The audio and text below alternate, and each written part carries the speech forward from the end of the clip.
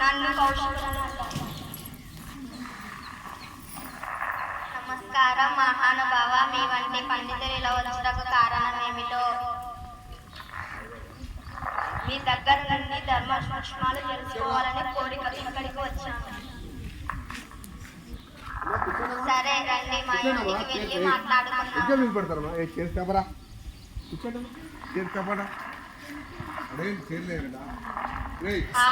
వీళ్ళు ఎంతో సుగంధభరితంగా ఉంది, మీ తల్లిదండ్రులు ఎంతో ఆనందంగా ఉన్నారు. దీనికి కారణం ఏమిటో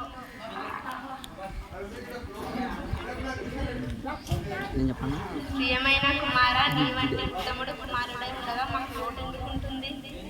నువ్వు పాటించే ధర్మం నిన్ను రక్షిస్తుంది.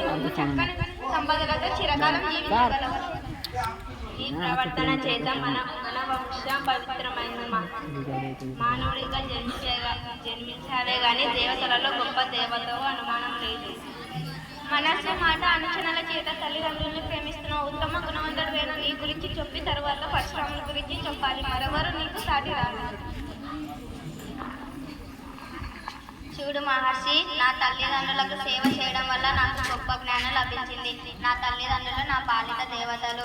వేరు దేవతల గురించి నాకేమీ తెలియదు. ఇలా సేవ చేయడం వల్ల వేదాధ్యయనం, యజ్ఞాలు, వ్రతాలు చేసిన ఫలితం వస్తుంది. జ్ఞానుల చేత ఆదరించబడే ఓ ధర్మరాజున నీ ధర్మ మార్గం సాటి. ఓ కౌశిక మహర్షి, నీవు నా వద్దకు ఒక ఇల్లాలు పంపగా వచ్చావు. అవును, ధర్మాన్ని గురించి జ్ఞానాన్ని పొందాలని భావిస్తున్నాను. నువ్వంటే నాకు ఇష్టం లేదు. ఎందుకంటే వృద్ధులైన నీ తల్లిదండ్రులను వదిలి వేదాధ్యయనం నిమిత్తం నీ తల్లిదండ్రుల అనుమతి లేకుండా వెళ్ళిపోయావు. ఈ కఠినమైన నీ ప్రవర్తన నాకు నచ్చలేదు. వేదాధ్యయనం నిమిత్తం వెళ్ళాను, కానీ అలా నువ్వు చెప్పినట్లు ఆలోచన చేయలేదు. నీవు వెళ్ళిన మరుక్షణం నీ తల్లిదండ్రులు నీ కోసం గుండెలు పగిలిపోయినట్లుగా ఏడ్చి అంతులయ్యారు. ఇప్పటికైనా నీవు వెళ్ళి వారి దుఃఖాన్ని చల్లార్చు. ఓ పుణ్యాత్ముడా, నీవు చెప్పిన మాటలు సరైనవి, శ్రేష్టమైనవి, మేలు కలిగించేవి. వాటిని శ్రద్ధగా విన్నాను, తప్పక ఆచరిస్తాను. తల్లిదండ్రులను సేవించి తరిస్తాను. ధన్యవాదములు మహర్షి.